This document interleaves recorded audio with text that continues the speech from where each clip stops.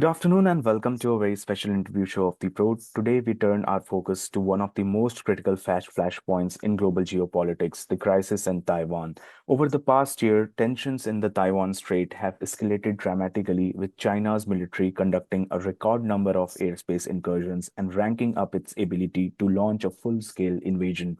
This has sparkled global concern, raising questions about Taiwan's security, regional stability, and the future of U.S. China relations. In today's discussion, we'll dive deep into the origin of the Taiwan crisis, analyze China's motivations, examine Taiwan's military capabilities, and explore the role of major powers, including the United States, the Quad nations, and the European Union. We'll also assess potential pathways for Taiwan to ensure its sovereignty, security, and long-term stability. To help us navigate these complex dynamics, we are honored to have with us Dr. Simona Grano, a leading expert in China-Taiwan relations. Dr. Grano is the head of the research area on China-Taiwan relations at the University of Zurich, a senior lecturer in Chinese studies, and the director of the Taiwan Studies Project. With her deep expertise in cross-strait relations and East Asian politics, she is uniquely positioned to shed light on the historical roots of the Taiwan crisis, China's strategic motivations, Taiwan's military preparedness, and the role of key international players in shaping the future of the region. Thank you so much, ma'am, for your time and a very warm welcome to the show. Thank you so much for the invitation. It's a pleasure to be with you. Ma'am, I would like to begin the discussion by asking that given that China's military launched a record number of warplane incursions around Taiwan in 2024, significantly enhancing its ability to conduct a full-scale invasion, how do you assess Taiwan's current security situation? I think I would say that it's very difficult to know, of course, what's going to happen, but the broad picture is clearly that the situation has become much more tense, as you have said, since 2016, when Tsai Ing-wen, the former DPP president, came along and started to be the president of Taiwan. Before that, you almost never had incursion of the median line, and almost never had, such as what we see now, incursion in the territorial waters around the small islands belonging to Republic of China-Taiwan, but very closely located to China. So to summarize, I think that we can really say the security situation has grown far worse. We see that in the fact that China, militarily speaking, has also grown much better equipped. It has invested a lot. It has created a full-blown navy, for example, which is bigger than the one that the United States. But ultimately, whether this tense security situation will really mean that Taiwan will be invaded or not, I think we can talk about more later. Also depends a little bit on two things: the evolution of the China-US competition or situation, especially under Trump. And number two, the economic, I would say, / social stability situation in China, by which I mean that China is not the China that Trump left in 2021, but is a more weakened China with a lot of daily problems, including demographic and the real estate bubble. And that, in my opinion, has an impact on whether the country will be willing or not to open up yet another front. So could you provide an overview of the origins of the Taiwan crisis? How has the conflict evolved over the decades leading to the current tensions? Right. I mean, as you know, of course, the situation is nothing new. I think what we need to ask ourselves is why a situation that remained relatively stable for 70 years, since when, of course, in 49, the new China was established, has now assumed a new dynamic of tensions. And I think there are a variety of factors that we can name. As I said, the situation started already in the 1950s when there were military crises across the Strait, but it was quite stable. I think what has changed lately is, first of all, that China on the international scale has assumed, let's say, a more aggressive posture, not only towards Taiwan, but also towards other neighboring countries, India, one of them, but also the conflict in the South China Sea with the Philippines and a lot of other states and so on and so forth. Internally speaking, of course, since 2017, 18, when Xi Jinping changed the constitution to remain in power, potentially indefinitely, there's also been a shift at the domestic level in politics. And even more important is the domestic dynamic in Taiwan, which has changed a lot in the sense that prior to 2016, you had an administration under Ma Ying-jeou that had initiated unprecedented rapprochement. So there was a very stable, good conditions of political exchanges between the two sides of the Strait. And that was a time when I think China thought we'll never have to go to war for Taiwan because economic integration will deliver us the fruits of economic unification. After that, immediately from one day to the other in 2016, for a variety of reasons, things changed and a DPP presidency comes along. And accompanied with that, we see, of course, especially among the younger generations in Taiwan, that many more people sympathize with the idea of being Taiwanese. So you have massive spike in identification of younger cohorts as being detached from that of China. At the same time, you have in 2019-20 the Hong Kong crisis, which was a wake-up call for many Taiwanese and helped Tsai Ing-wen to secure a second presidency. And the third point I will mention is the so-called internationalization of the Taiwan issue. If you think about it, until a decade ago, Taiwan was only mentioned in connection to China whenever something happened in the Strait, but never on its own. Since I would say in the past 5 years, Taiwan has become known to the world for its own merits, including, of course, its mastering of the semiconductor industry and the importance of the semiconductors for the rest of the world. But there's also a variety of other reasons. It managed the corona pandemic well. It presented itself during the corona pandemic as a valuable alternative for supply chains, friendly supply chains. So this international dimension also has helped the rest of the world to realize that it is important that stability in the Taiwan Strait gets maintained and continued. Yeah. So what are the key drivers behind China's aggression towards Taiwan? To what extent are these, motivations political, economical, psychological, or like it has been a combination of all of these factors? I would say it's a combination of several factors. Clearly, we have a little bit touched upon the fact that there are historical reasons. I mean, the PRC believes strongly that Taiwan has always been an inalienable part of the Chinese empire before and then territory of the PRC. Although technically it was the ROC Taiwan that ruled over both parts and not the other way around. But still, for historical reasons, Taiwan is the one part of this puzzle that still is missing for China to complete its territory and to achieve this goal of great rejuvenation of the Chinese nation. It was taken away by colonial oppression and domination. It was Japanese for 50 years. So there are historical reasons that are very important, in my opinion, and that connect, of course, to the ideology of Xi Jinping and, of course, of the party. But I also think that there are very strategic reasons. I mean, in terms of military importance and geographic importance, Taiwan is very much located in an area of the world where not only, of course, trade vessels pass every day, which are important for the U.S., South Korea, Japan, and, of course, also Europe and the rest of the world, but it is also part of the so-called First Island chain, which basically ties in a series of U.S. allies from the north, speaking about Korea and Japan, to the south, the Philippines, and that allows to form a sort of containment belt around China. If that containment belt were broken, because Taiwan were ever to be, of course, Chinese, for the United States and also for its allies in the area, that would mean the demise of the order as we know it. It would also mean that China could decide, for example, what to do with the Taiwan Strait, who could pass through it. It would have massive ramifications for trade. It would have massive advantages, militarily speaking, for China, because it would allow the country to expand its military projections into the Pacific. And so I think it's a combination of all the factors that you mentioned before in the question. Yeah, so now coming to the role of United States. So with Donald Trump re-elected as US president, how do you anticipate US foreign policy towards Taiwan, will evolve in his new term?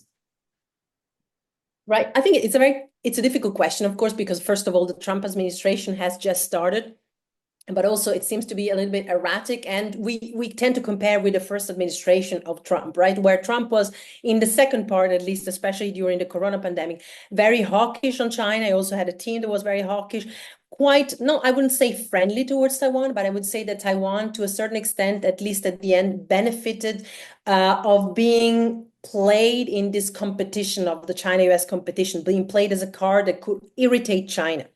But the country that, of course, we now find is very different, of course, than what Trump knew back then. China has continued to expand its global influence, especially in the global south.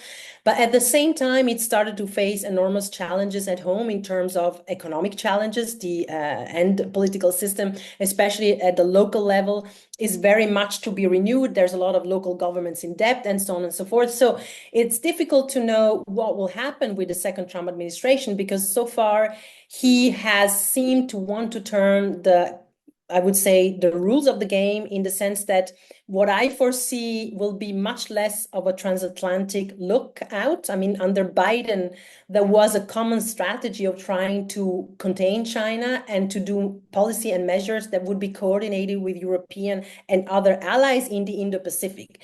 That will be, in my opinion, much less the case under Trump. We are already seeing that with Ukraine and Russia, where he hasn't even invited Ukraine nor Europe at the table.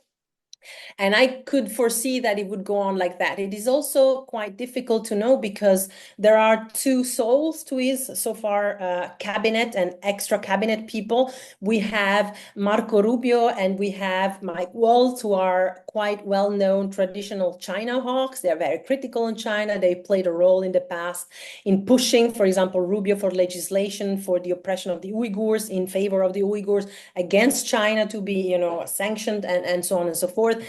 At the same time, however, you have people like Elon Musk, who seem to play, although they are not elected and outside of the cabinet, but still they seem to play a big role for Trump in reshuffling and reordering his administration, and who have China ties and business and trade interests that are very friendly to China and very unfriendly towards Taiwan. I think Elon Musk has a couple of times said that Taiwan belongs to China like Hawaii belongs to the United States. So I think we'll have to wait and see a little bit what happens. And it will also, just to conclude my answer, depend on how much Trump will allow his team of advisors to actually follow through without having to constantly maybe quirk their own policies because of what he thinks. Okay, so ma'am, you are trying to say that with Elon Musk being close to Donald Trump, is it a possibility that Donald Trump's and the United States supports toward Taiwan could be weakened? I think it is a possibility. It is a possibility also because I don't think that Trump himself cares much about Taiwan. Or let me maybe put it in a way that is a bit more fleshed out. I think that Trump cares about Taiwan only in as much as Taiwan can prove to be a valuable asset to him. For example, if Taiwan, which is already moving this direction, can show Trump that they want to invest more, build more fabs of semiconductors in the United States, for example, then he will see a value in them.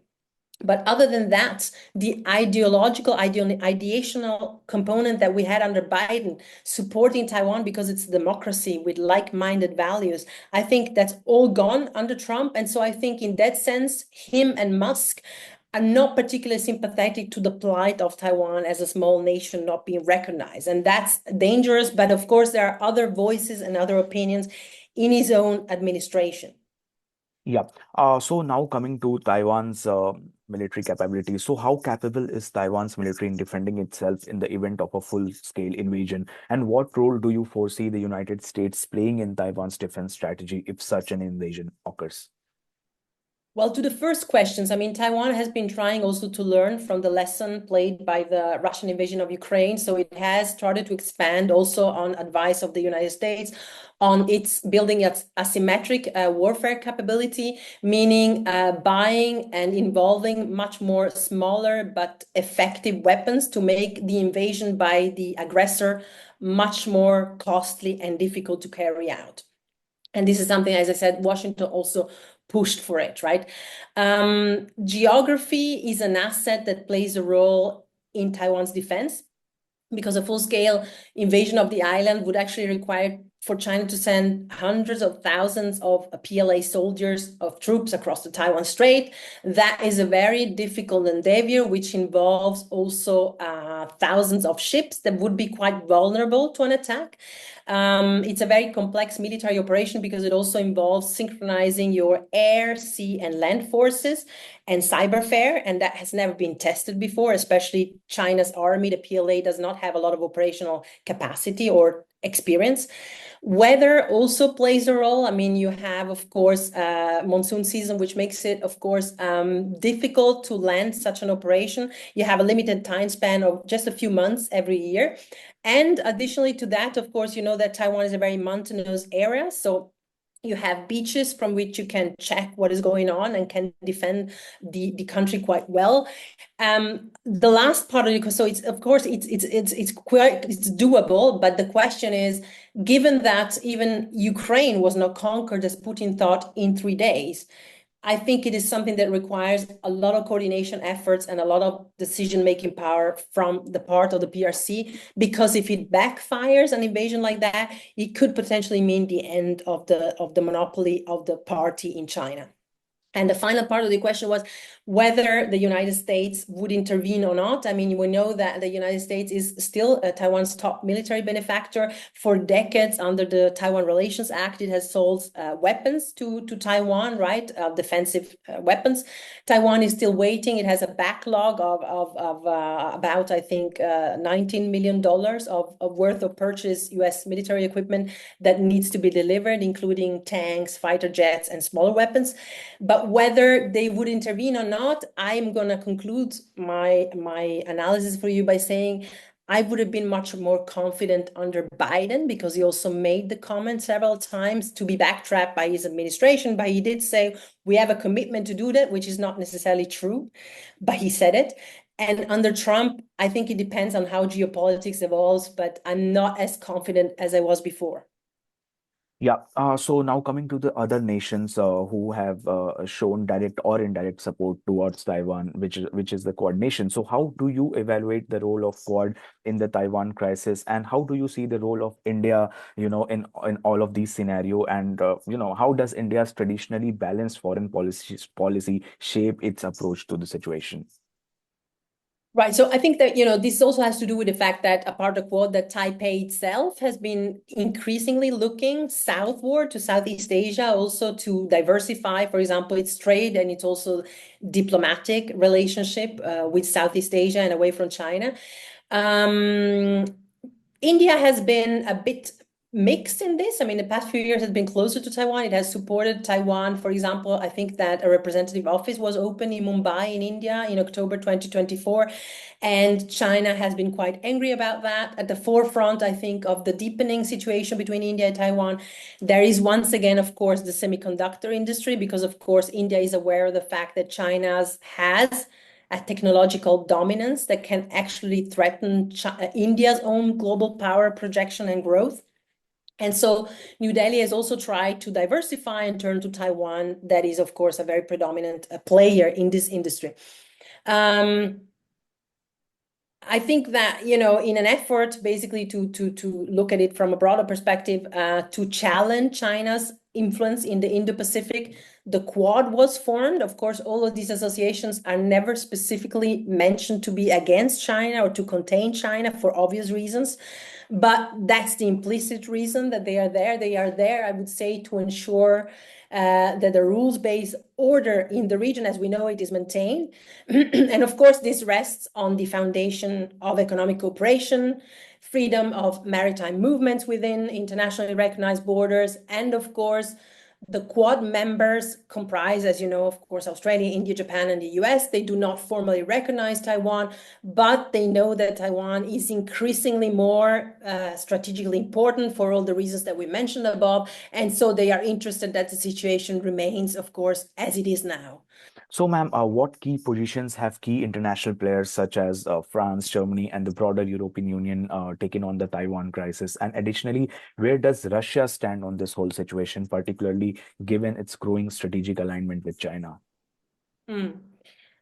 Well, I think that, taking the easier part of your question, the second one, I mean, Russia's position is quite clear. Russia has several times also quite openly confirmed that it has an unwavering support for the One China principle.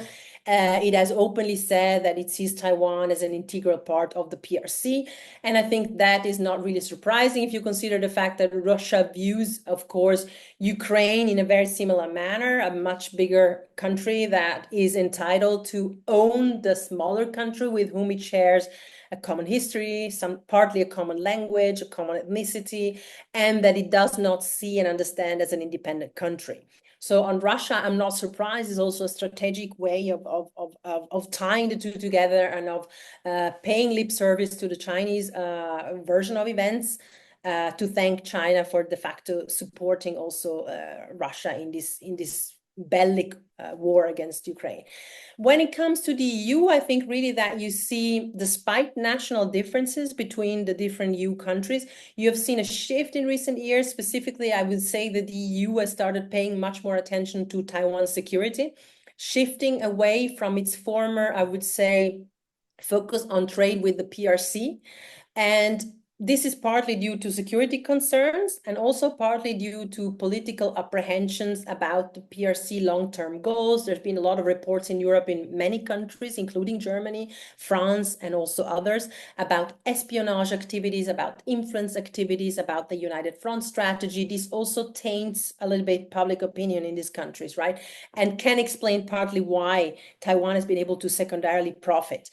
But also, I would say that the EU, the European Union, and Taiwan have been able to deepen their economic, not diplomatic, but economic ties in recent years, trying to forge closer relationship in trade, especially in technology. Here again, the semiconductor aspect is very important. The EU also wants to diversify and get more semiconductors, especially Germany, for its automotive industry. It has invited TSMC to open, of course, a facility of its kind in Dresden, which will be operational, I think, in a couple of years, and so on and so forth. So even here, despite the single countries abiding to their respective one China policies, these countries, and especially the EU under Ursula von der Leyen, actually recognize Taiwan's increasingly important role in global supply chains, especially when it comes to advanced technology. And this has managed to make Taiwan an essential partner for the EU. And I think that in the upcoming years, Europe will be influenced by the Trump administration strategy when deciding how to handle Taiwan. But as I said before, to conclude, it was easier before because Biden really tried to involve the European Union. So now we don't know exactly what will happen between Europe and the US. And this strategy will create friction and potentially could also push Europe again closer to China, maybe a revisitation of the comprehensive agreement of investments. And that in turn would then make the situation with Taiwan and Europe much more complicated in the future.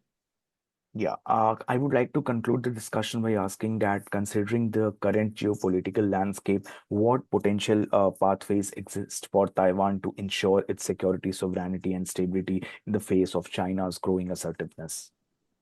Right. It's a great question to conclude. I think that, the islands, Taiwan's strategic importance to the US, but also to the world, really lies in its geographical and geostrategic and geopolitical position, with all that we have said so far, also including the supply chains and semiconductor issues. And these factors will continue to make Taiwan an economic and strategic linchpin in especially the US efforts to counterbalance China's growing influence. However, in view of Trump's unpredictability, it is probably also advisable for Taiwan to move towards achieving more resilience individually. And in concert, maybe with other countries in Southeast Asia, it's doing that with the new southbound policy, for instance, but also with Europe. So that would allow it a little bit of leeway, regardless of how the Trump presidency unfolds. I think that, if China decides to invade, then that's a very different scenario. But if we can achieve a situation of stability, then there are a few things that the Taiwanese government could try to do in order to make sure that international support of the island continues. And so to conclude, first of all, they should find ways to keep the momentum of the internationalization of the Taiwan issue going. alive for the world, and it can do so by fine-tuning its public diplomacy efforts. And that's important because if you ensure that countries remain involved in your issue, in the matter, that is not only key to protect Taiwan's interests, but also to keep, I believe, Beijing's posture at bay, because of course, the more other countries are involved, the more difficult it is also for Beijing. And finally, I think that maybe Taiwan can also help to address, for example, other countries' vulnerabilities when it comes to semiconductors, supply chains, friendshoring, but also better understanding China, because of course they have an experience in doing that, misinformation campaigns, for example, disinformation campaigns, while at the same time, as I said, working on reducing the trade and technology over-reliance on China. Since, as I said, Taiwan has great experience with that, sharing such informations and helping Western countries could make sure that these remain more committed to the Taiwan cause. In conclusion, the Taiwan crisis remains one of the most pressing geopolitical challenges of our time as China continues to assert its claim with increasing military maneuvers. Taiwan's security and the broader regional stability hang in the balance. The role of international powers, particularly the U.S., Quad nations, and the European Union, will be crucial in shaping the future of the cross-strait relations. Dr. Grano, your insights have provided valuable clarity on the complexities of these issues. So thank you so much once again for joining us. We really appreciate your time and expertise. Thank you very much. It was a pleasure.